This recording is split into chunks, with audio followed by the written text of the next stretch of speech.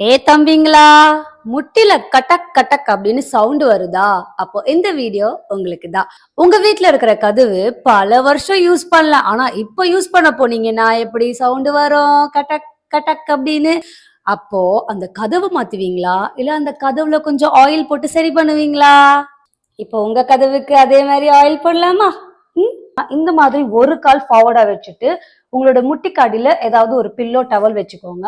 உங்களோட காலை நல்லா ஃபோல்ட் பண்ணி பக்கத்துல இந்த மாதிரி ஒரு சப்போர்ட் எடுத்துட்டு எவ்வளவு முடியுதோ அவ்வளவு ஸ்ட்ரெச் பண்ணுங்க உங்களோட தை மசில.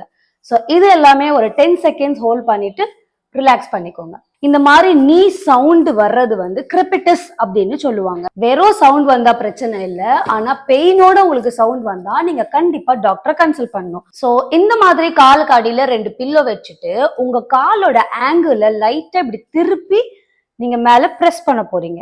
அதே மாதிரி ஆங்கிள் இந்த சைட் திருப்பி பிரஸ் பண்ணி ஒரு 5 செகண்ட்ஸ் ஹோல்ட் பண்ணுங்க, ரிலாக்ஸ் பண்ணுங்க. இதெல்லாம் பண்ணியும் சரியாகல, ஆனா அந்த கட்டக் கட்டக் சவுண்டோட எனக்கு ஒரு பெயினும் இருக்குன்னா கண்டிப்பா நீங்க கன்சல்டேஷன் எடுக்கணும். See you in the next video.